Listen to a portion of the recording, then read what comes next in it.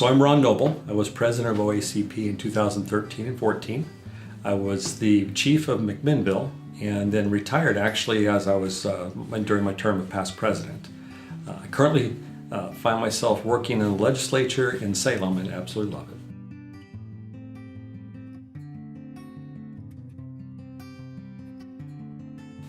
So during my time as president of OACP, we were still recovering from the recession, both in the state and then nationally. We were starting to feel some of the tensions regarding accusations of police wrongdoing, some issues regarding race. We were seeing some of those things arise and stuff that we're still dealing with today. On a statewide level, we were dealing with costs.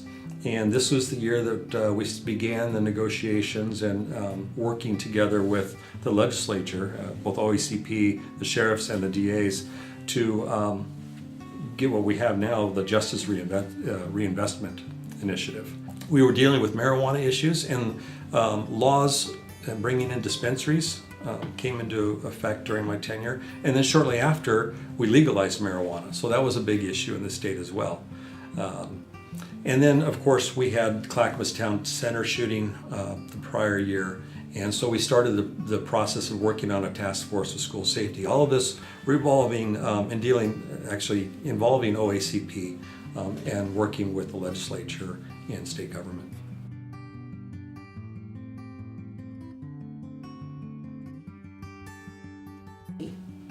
Well, the incident at Clackamas Town Center impacted not just OACP, but the Sheriff's Association as well. And I think it was another wake-up call to some of the incidents we're dealing with. If you recall, a year later, we had the shooting at Reynolds High School as well.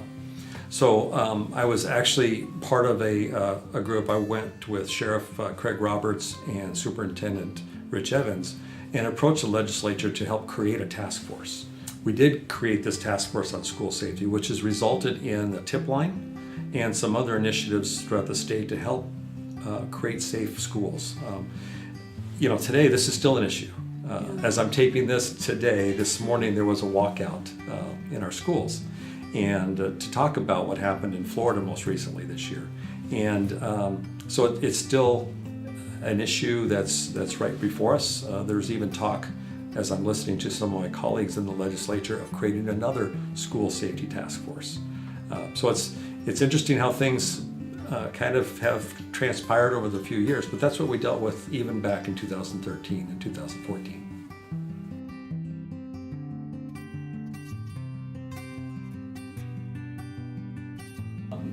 As I started in the process of being involved in the executive committee, it became apparent to me that I really needed to focus on my department to build the bench and to give people the ability to learn and grow if I were actually going to be able to spend time with the organization and put time in.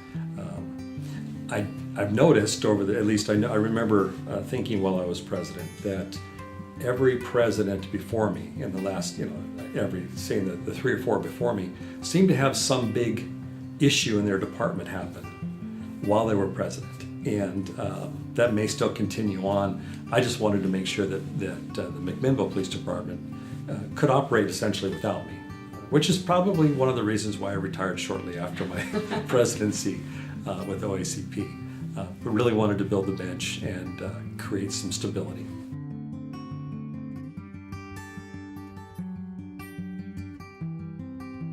Well, the association during the time, not just as president, but the time I was on the executive committee, I recall an intention to be more proactive with state government and legislative issues. Instead of playing defense and always trying to ward off, but actually to join forces with the sheriffs and the DAs and be more proactive as we approach what is best for the state in general, as for legislative issues and public safety. And I've watched since then, obviously, being on the legislative side, and OACP has been very successful that way. They're very much respected. Both Kevin, the Victory Group, OACP, OSSA, and the DAs are very much respected in creating legislation. and having input on legislation. So that was a big issue. We also were dealing with ways to build and grow the organization. And this was not just me. This was through several presidents. I just happened to be fortunate to be in the middle of that when it comes to training opportunities and kind of building the resources available to agencies. So I see this year we had a small agency conference, and that's something I think has been needed for a long time. I think OACP has been doing a great job and to continue to move forward. I'm glad I could be a part of that in some way during my tenure.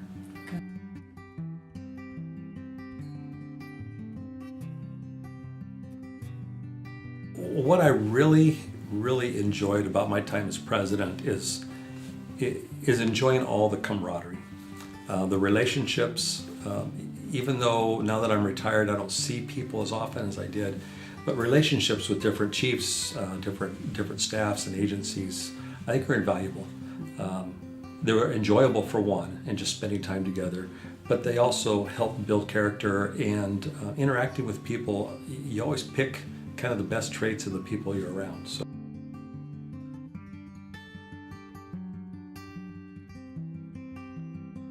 You know, I think the biggest part of growth for me during my tenure as OACP president was really trying to figure out how and how much to be involved in the organization as president. Is it a figurehead? Are you busy in the day-to-day activities?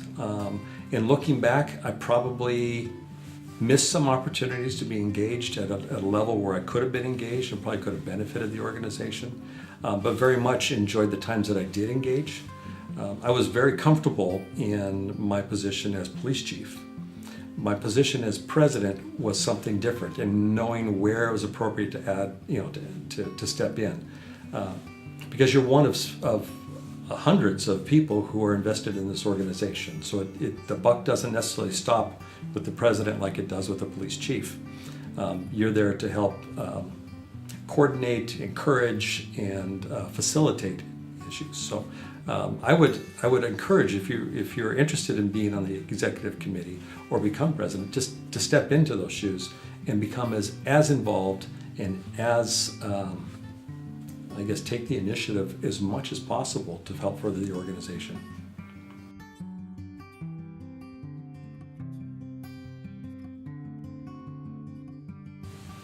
I am so thankful that I had the opportunity to join OACP when I did. I was a lieutenant in Corvallis at the time, and the opportunity provided was actually networking with others in my profession as opposed to being in my own agency, medium-sized agency, not really large, but not small. And it helped me to branch out and get to know other points of view, other people who do the same type of work.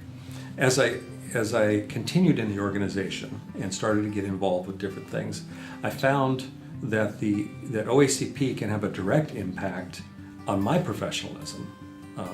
And I think they've carried it on, as I mentioned earlier, with how their resource development and training and other things that OACP is involved in. But even individually, how we interact with each other. And that comes back to the department then. And I think there's, and this, I don't know if you could change this, I don't think everybody realizes the impact that an organization, a statewide organization, that is, by the way, very well respected throughout the nation, can have an impact on your day-to-day lives of your officers out on the street, be it from a best practice standpoint, be it from running interference and allowing them to get their job done because you're able to deal with, as a manager or a chief, able to deal with some of the politics involved in town. But the advantage of belonging to an organization like the OACP is really to raise the level of professionalism throughout the state. I've been able to watch it from the other side now as a legislator, and I've always been a fan of OACP. That's why I wanted to be president, and I've really enjoyed my time. But watching my colleagues now, the other legislators, and the respect that they have when someone says, where is OACP on this issue? Or where is OSSA on this issue? It is vitally important to weigh in. And belonging to OACP actually gives you a voice in the legislature. So when people say, wait, this doesn't work for this small agency where the chief may actually be out working the street, or this doesn't work for the large agency where the chief hasn't seen the street for a decade. That's the advantage of OACP in representing truly everyone's interests in the legislature. The officer on the street, sometimes they just need to be left to do what they do best. We provide some of the best training in the United States. We pick the best officers, and sometimes the chief's job, the manager's job, is to kind of let them do their job and keep the politics out of the job.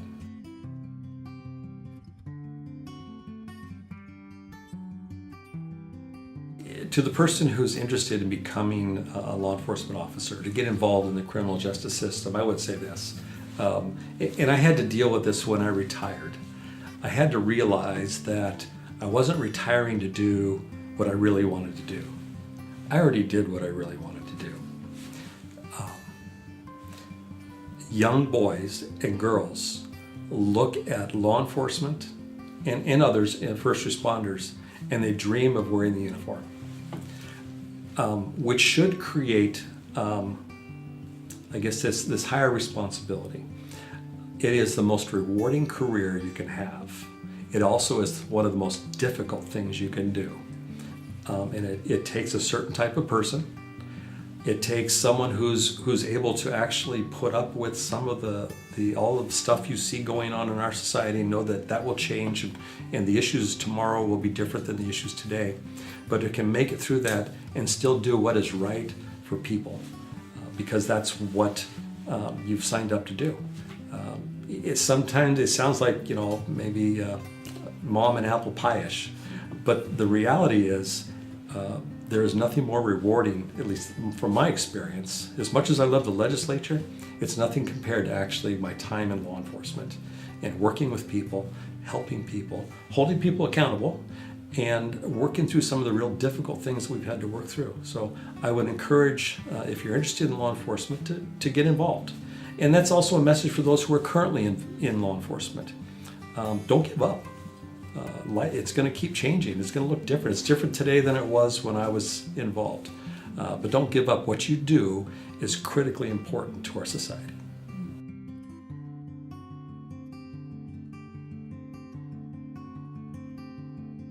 Yeah, I really appreciated everybody as a part of OACP, but there were some individuals. When I first got into the organization, when I first became a chief, there were a few individuals that I watched and looked up to, Vern Wells and some others, and just watched how they acted. When I got into the executive committee, watching Kent Barker and Mark Miranda and some others, and I know I'm going to leave people out, but watching how they work through that. And I really, really miss, and probably should do a better job of keeping in touch. I had a really good time meeting with Kent Barker and Scott Russell for lunch on a fairly regular basis through the last few years of my career.